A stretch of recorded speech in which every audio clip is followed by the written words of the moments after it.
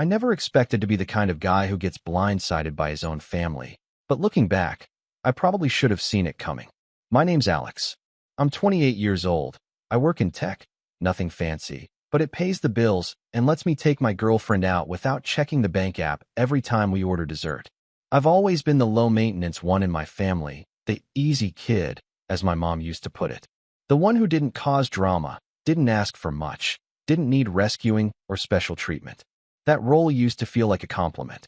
Now I know it was just code for the one we can ignore. My sister, Jenna, is 2 years younger than me, but you'd think she was the star of the universe. Blonde, loud, Instagram famous for nothing.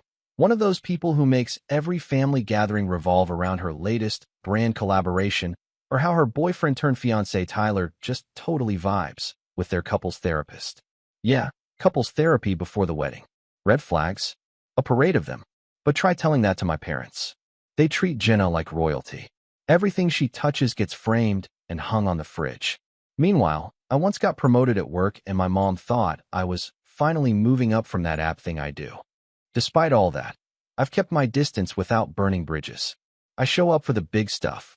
Birthdays, holidays, the occasional family dinner where Jenna holds court while I sip my drink and pray for early dessert.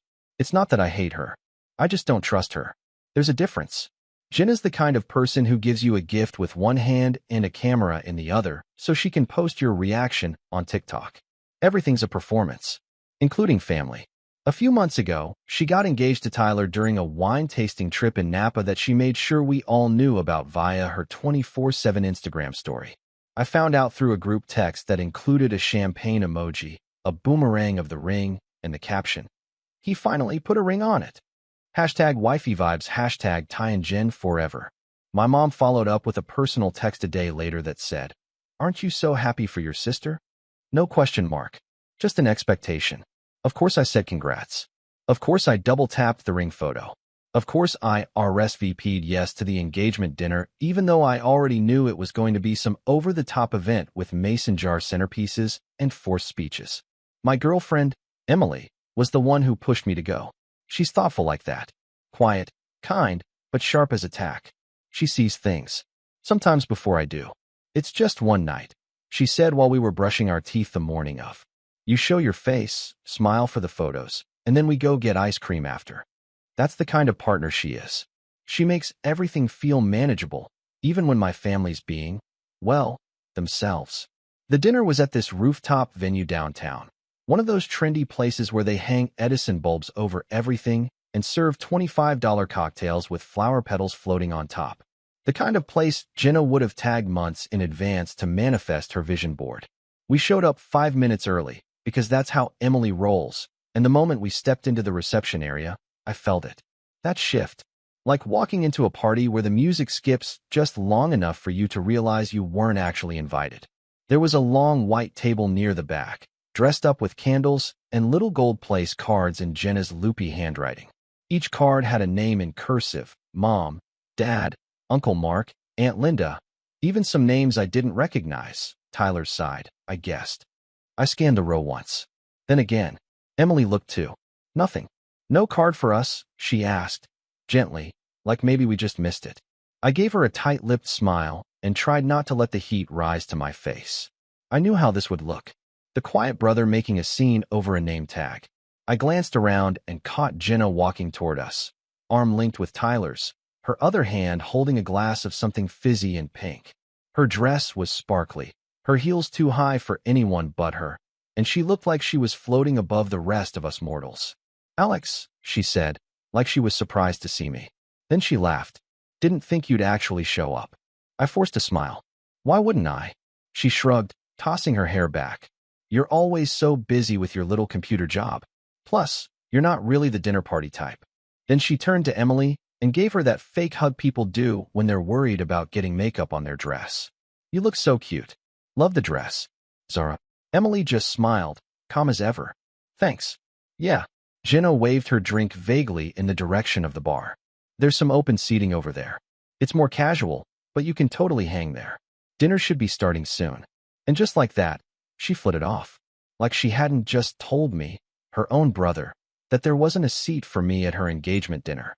Emily, and I made our way to the bar area where a few cocktail tables stood like afterthoughts. I sat down on a stool, suddenly aware of how out of place I felt in my blazer. Emily didn't say anything. She just rubbed my knee under the table and gave me a look that said she saw it too. The pettiness. The dismissal. I tried to shake it off. I told myself it didn't matter. I wasn't here for validation. I was here to support my sister, even if she barely acknowledged me as part of her guest list. I sipped my overpriced whiskey and made small talk with Emily while speeches started at the main table, ones I wasn't asked to give or stand for. Dad toasted with tears in his eyes. Mom beamed like she'd birthed a queen, and Jenna sat in the center like it was her coronation. Occasionally someone would glance our way, probably wondering who the guy in the corner was and why he looked like he was watching a play he didn't audition for. Dinner came and went. Plates of overpriced tapas were passed around, followed by mini desserts served on slates like it was a cooking show. We got some cold leftovers eventually, dropped off by a sympathetic server who whispered, "Sorry about the delay," like we were backstage staff, not blood relatives. I kept waiting for Jenna to come over again, to offer some half-hearted apology or make room at the table. But she didn't. Not once. Then came the final act. The check.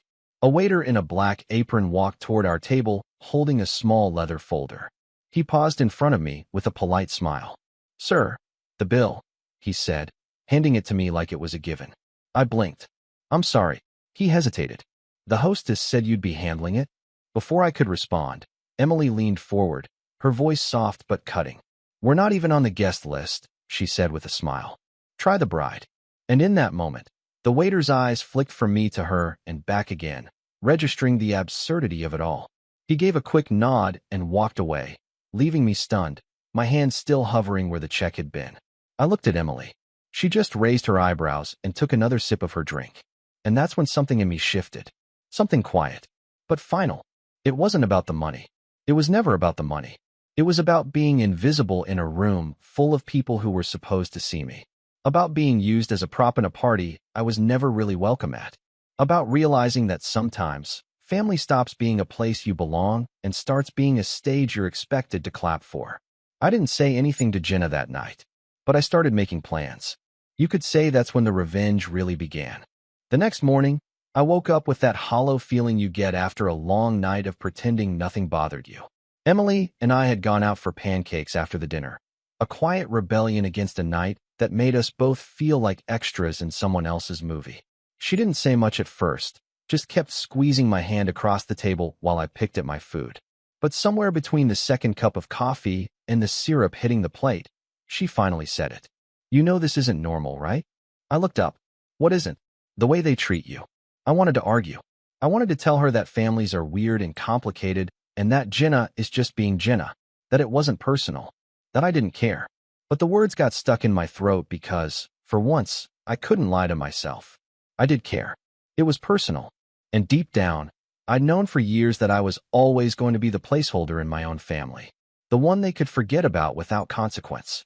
That day, I didn't answer any texts. There were a few in the family group chat, photos from the dinner, gushing captions, and of course, a video of Jenna and Tyler kissing while everyone clapped like they'd just watched a royal wedding. I watched it once, closed the app, and turned off notifications. I wish I could say that was the turning point, that I cut them off then and there and moved on. But that's not how real life works, is it? You don't just wake up one day and burn every bridge. You try again. You hope something will change. And every time, you get reminded that it won't. Over the next few weeks, the engagement train kept chugging along. Jenna sent out save the date cards that looked like magazine covers. Her and Tyler holding hands on a beach at golden hour, all teeth and sunshine.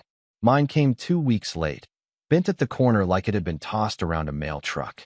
It didn't even have my name on the envelope, just Alex plus guest scribbled in pen. When I asked my mom about it, she laughed like it was no big deal. "Oh honey, you know how Jenna is. She must have mixed up the envelopes. Don't be so sensitive." Right. Sensitive. That word always follows me around in this family like a bad smell.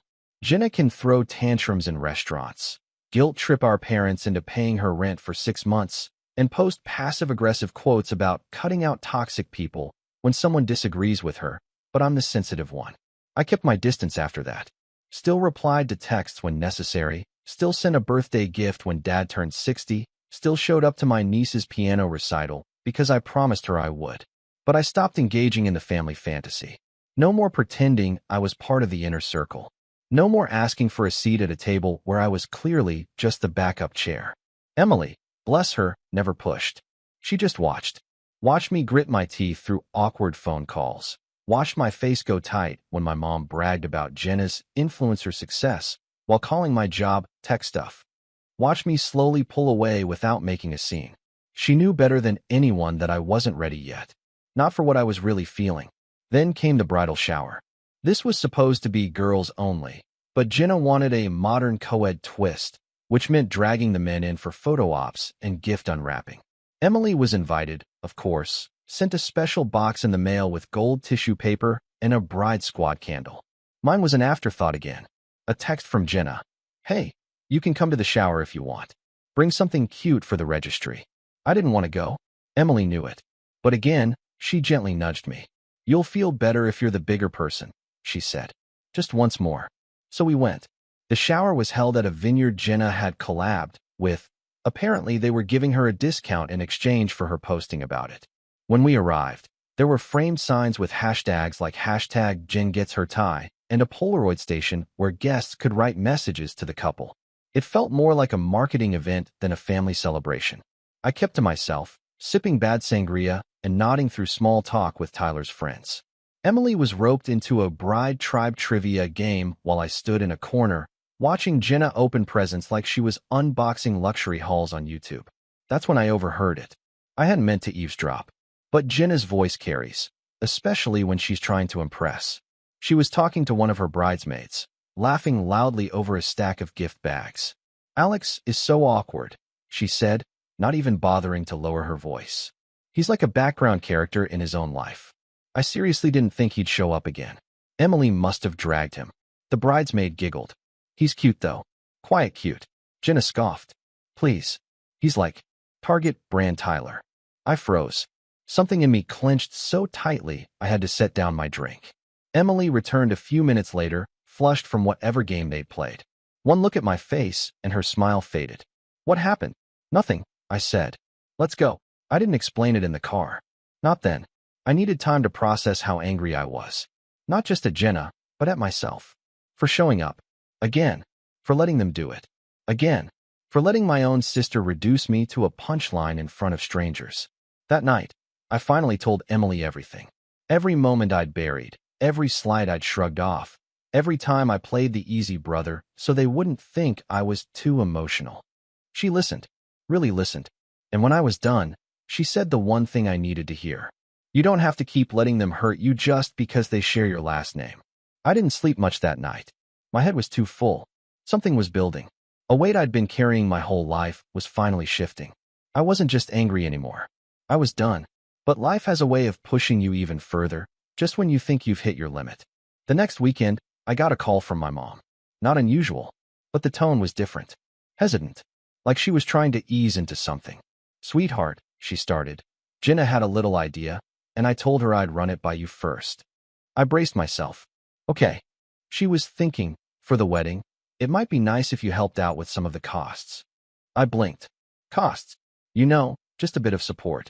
It's such a big event, and with everything going on, she and Tyler could use a hand. I couldn't believe what I was hearing. You want me to pay for their wedding? No, not pay, she said quickly. Just help. Maybe sponsor something? Like the photographer or the bar tab. You know, make it special.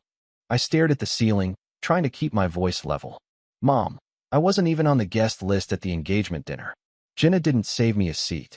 Oh, don't be dramatic. She gave me the check, Mom. There was a pause. A long one. You always take things so personally, she said finally. She's your sister. No apology. No acknowledgement. Just that same guilt-drenched loop I'd heard my whole life. Family means forgiveness. Family means sacrifice. Family means swallowing your pride so the golden child can shine uninterrupted. I ended the call soon after. Told her I'd think about it. But I already knew the answer. The breaking point came 3 days later. I was working late when I got a ping from Emily. Just a link. No message. It was Jenna's newest Instagram post. A sponsored reel for some wedding planner service. I watched it, jaw tightening with every second. There she was, posing in a white dress at the venue, twirling under chandeliers and mouthing words to some trending audio. The caption read, "Can't wait to marry the love of my life at the dream venue. Shout out to my amazing brother Alex for making this possible." I stared at the screen. I hadn't given her a cent. She'd lied. Publicly. Bragged about me funding her venue so she could score a brand deal. Used my name for clout. For profit. I didn't even call her. I didn't text. I just stood there, letting the weight of every buried insult crash down at once. And for the first time in my life, I didn't push it away. I didn't forgive. I didn't forget. Because I knew exactly what I had to do next. After that Instagram post, I logged off for 3 days. No texts. No email. No social media. I put my phone in a drawer and left it there like it was something toxic. Emily kept checking in, never hovering, just present. She'd make us tea, sit beside me, touch my hand now and then without saying much. She understood something I hadn't even said out loud yet, that I wasn't just humiliated. I was done, not in a performative, dramatic way. I wasn't storming off or burning bridges in public. It was quieter than that. Like a rope finally snapping after being pulled too tight for too long. I'd spent my entire adult life playing the role of the understanding brother, the polite son, the quiet seat filler, the guy who didn't want to make waves.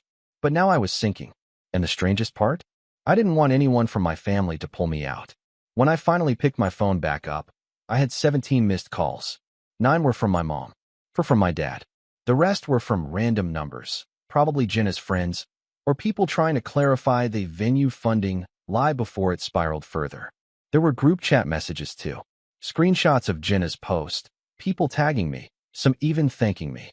Wow, such a generous brother. You really came through for the bride and groom. Respect, man. I stared at them like they were written in another language. There was no apology from Jenna. No correction. No. "Hey, sorry I posted that. I just needed to make it look good for the sponsor." Just a private message. One single line. "It's just PR, don't overreact." I didn't respond. Because it wasn't just PR. It was my name. My time. My respect. My integrity. And it wasn't just that one moment. It was the years before it.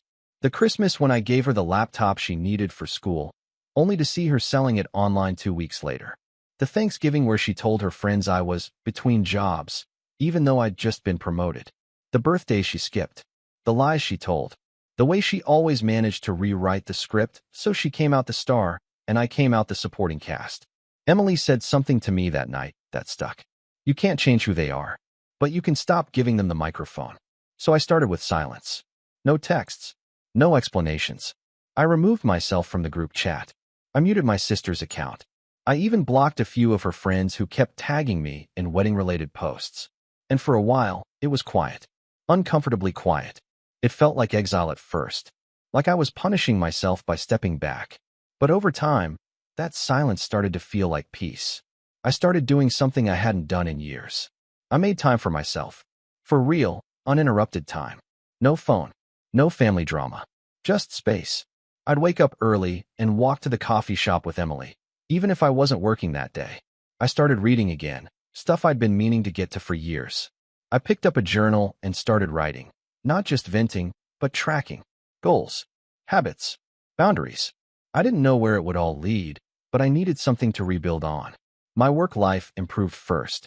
Funny how cutting out emotional noise creates mental clarity. I started finishing tasks faster, asking for more responsibility. My manager noticed. So did the director. I pitched a new feature during a team brainstorm that ended up becoming a full-blown project, and 2 months later, I was leading it. Quietly. Confidently. I didn't tell my parents. Didn't post about it. I let it be mine.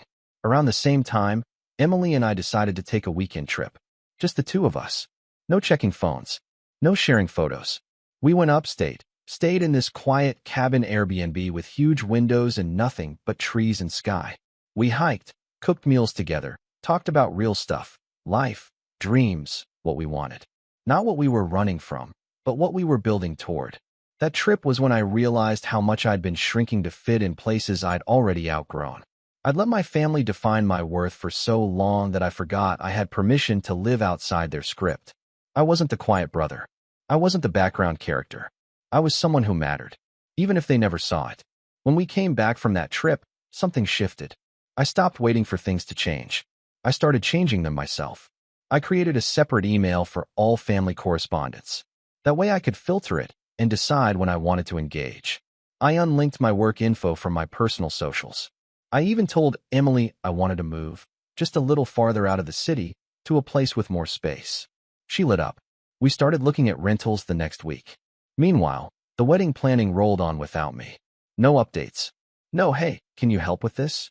Not even a courtesy invite to the next family brunch. They didn't notice I was gone. Or if they did, they didn't care enough to say it. I saw bits and pieces online. Jenna's bachelorette trip in Tulum. Her surprise bridal photo shoot at the venue. A clip of her trying on dresses, crying, surrounded by friends and, of course, Mom. I wasn't in any of it. And for the first time, that absence didn't sting. It felt like freedom. Until one night in early May, when everything cracked open again. Emily and I had just finished dinner when I got a voicemail from my dad. Not my mom. Dad. That alone was weird. He's not the emotional type. But his voice was shaky. Too quiet. Alex, listen, I know things have been rocky. But we need to talk. About the wedding. Something's happened. Call me. I froze. Emily paused mid-sip. What is it? I played the message for her. She frowned. Think it's real or another manipulation? Only one way to find out. I muttered. I called him back. He picked up on the first ring. Hey, buddy, he said, like we'd just spoken yesterday. Thanks for calling. Listen, I don't want to drag you into anything, but Jen is kind of in a bind right now. What kind of bind? He exhaled hard.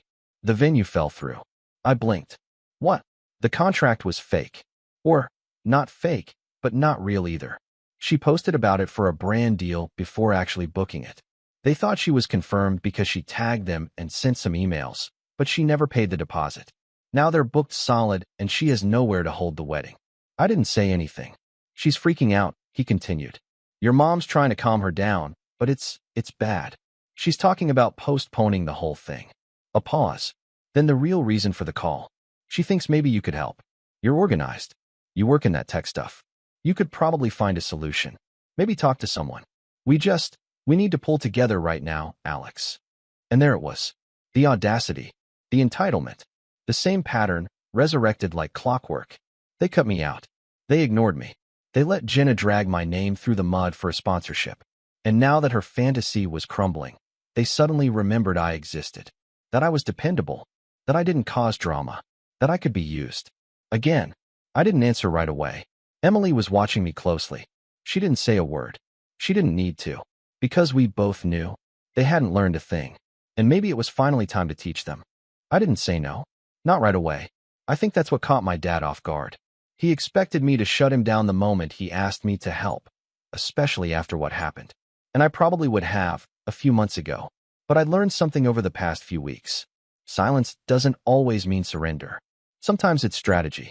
So I just said, let me think about it. And he bought it. Hook, line, and sinker. Over the next few days, I started getting texts again. From Mom. From Jenna. Even from Tyler, which was new. They all had the same tone. Desperate, overly sweet, and full of fake gratitude. Mom. Hey, sweetheart.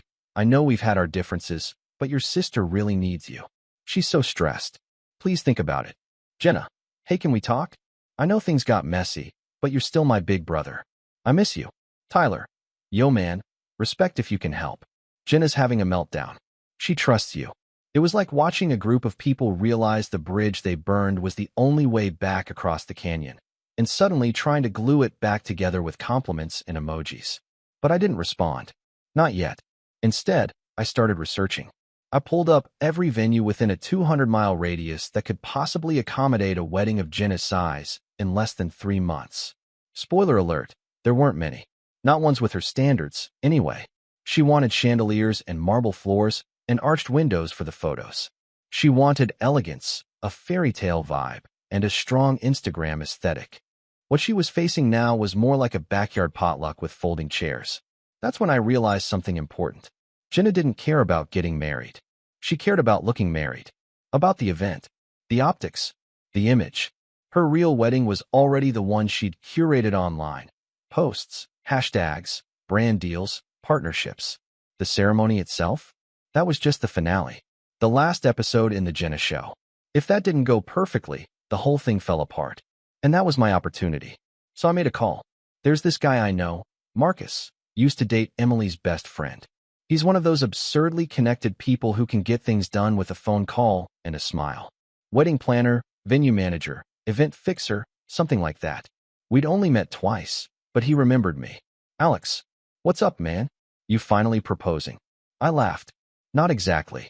I explained the situation. Well, most of it. I told him about my sister's venue falling through, how she was scrambling for a replacement, and how I was thinking of helping her out. You got anything last minute? He paused. Honestly, everything's packed this season, especially with everyone catching up on events post-COVID. I've got like 2 weekends open at weird times. Weird how? Friday afternoons.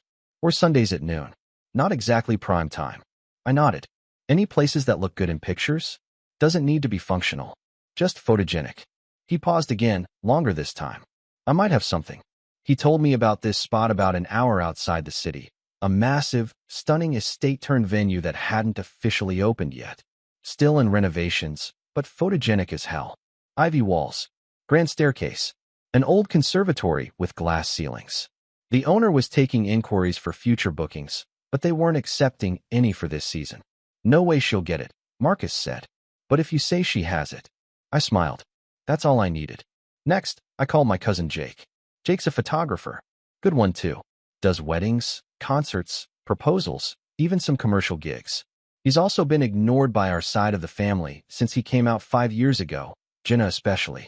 She once told him he shouldn't make everything about being gay. At his own birthday party.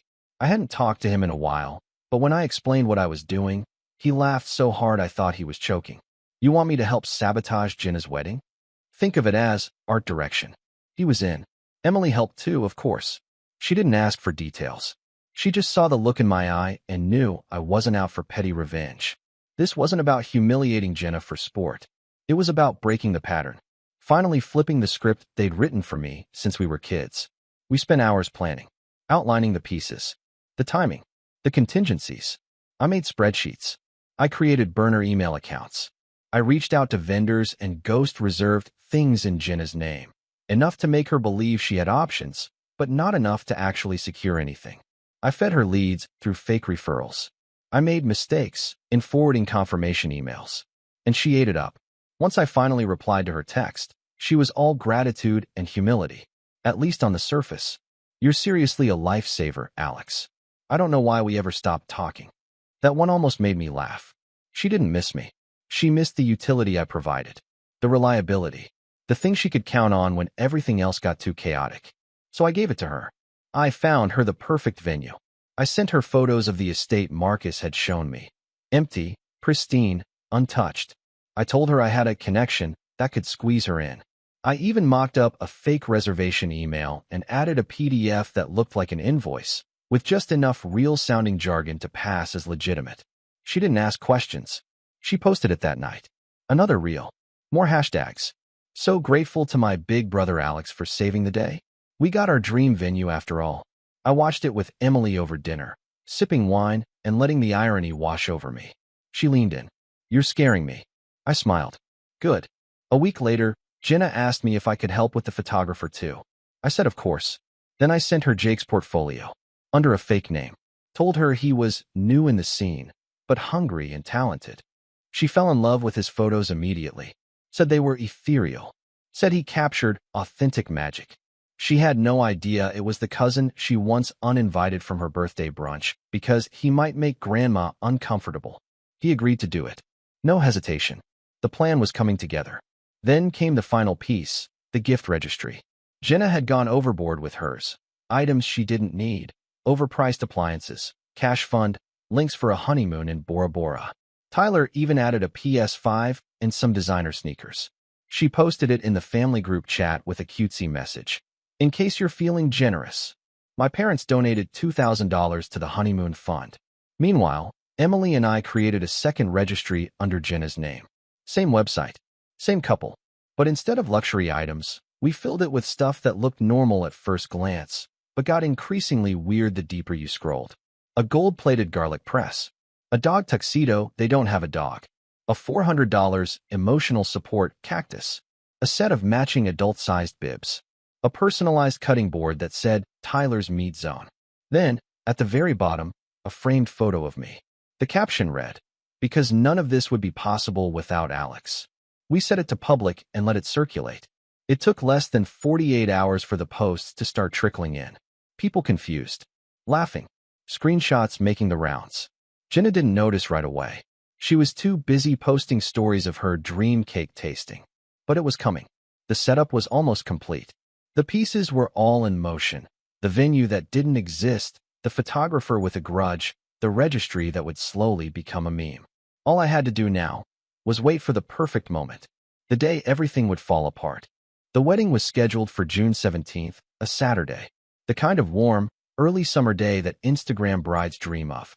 Jenna had posted a countdown every single day for the past month, tagging vendors, sharing sneak peeks of her dress, but not too much, as she put it, just enough for hype, and making sure everyone knew it was going to be the event of the year. She'd posted the venue 3 times in the week leading up to it, always with the same caption, "Manifesting Magic," followed by a credit to me. I was the hero brother, the wedding fixer, the real MVP. My name was in the captions, in the comments, even mentioned in a wedding planning blog post she somehow got featured in. All built on a lie. Her followers, 43K at the time, were hyped. So was the family. My mom even left a voicemail, emotional and breathless. "Sweetheart, I'm so proud of you. You really came through for your sister. This wedding is going to be perfect." I almost felt bad. Almost. The night before the wedding, Jenna texted me 3 times. The last one read, "Can't wait to hug you tomorrow. You really saved us. I don't know how I can ever repay you." I didn't reply, because I already had the answer. The ceremony was supposed to start at 4 p.m. sharp. I arrived with Emily at 4:30. Not at the venue. That would have been impossible. We were sitting at a cafe 2 blocks away from the estate Jenna thought she had booked. Jake texted me right at 3:45. "Here. Nothing set up. She's freaking out. They're all in the parking lot." I chuckled into my coffee. By 4:15, chaos had erupted. The estate wasn't even open to the public that day. The gates were closed.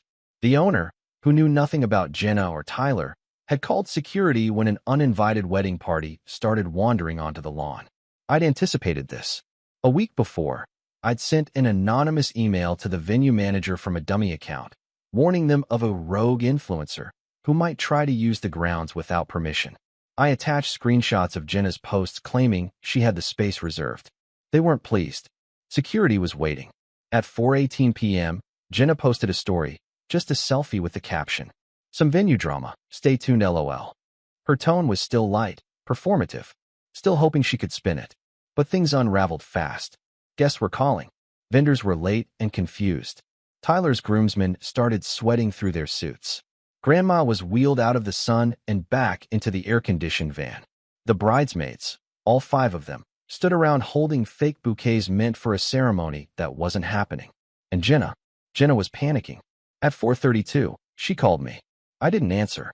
She called again and again. Then she texted, "Alex, where are you?" I muted my phone. Emily looked over at me, one eyebrow raised. "She still thinks you're coming? She still thinks I'll fix it." By 5 o'clock, guests had begun leaving. Jake kept texting updates, along with pictures, wide-angle shots of the crowd dispersing, a full 180 from the aesthetic Jenna had planned. The best one? A candid of Jenna standing by the estate gates, holding her dress up off the gravel, mascara smudged, screaming into her phone while Tyler stood behind her, rubbing his temples like a man reconsidering everything. I sent that one to Emily's phone so she could keep it. By 6 o'clock, it was over. No backup venue. No ceremony. No magical reception under twinkling lights. Just 200 people left confused, frustrated, or mildly entertained. Some even posted on social media, calling it the influencer wedding that never was. Hashtag Jen and Tyler trended for the wrong reasons.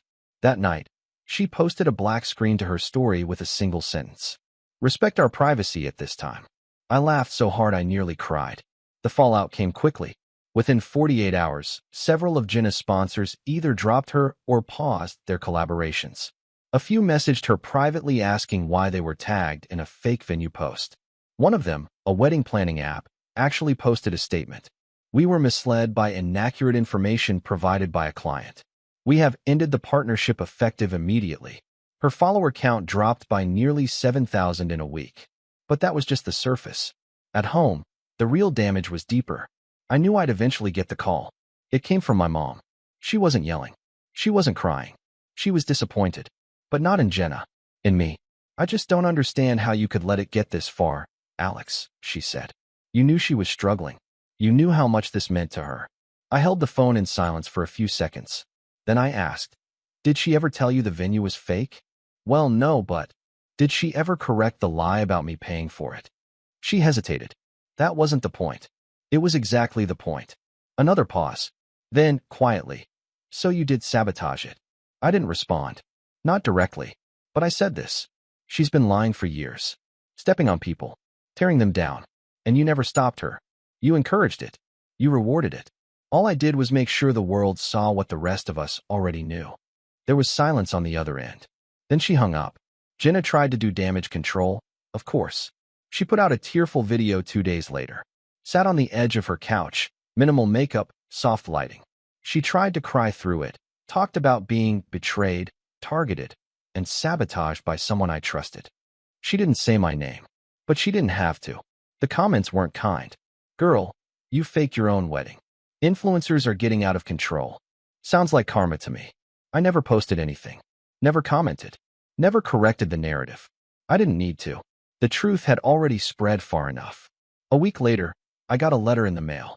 From Jake. He sent me a printed version of the photo he took. Jenna in full meltdown mode. Mascara streaked. Fists clenched. He'd added a frame and a sticky note that said, "We don't forgive. We don't forget. We frame it." I hung it in my closet. Not out of malice. Just as a reminder. A reminder that silence can be loud. That being the quiet one doesn't mean being weak. And that sometimes, the best revenge isn't fire and fury. It's letting them drown in the mess they made, while you walk away dry. Emily and I moved into our new place the following month. Bigger kitchen, nicer neighborhood, lots of trees. Peaceful. We don't talk about Jenna much anymore. But every now and then, when I see someone like her online, smiling for the camera, selling the dream, living the lie, I remember what it felt like to be forgotten. Then I remember what it felt like to be seen. And I smile. Because I didn't just get revenge. I got free. And that was worth more than any wedding could ever be.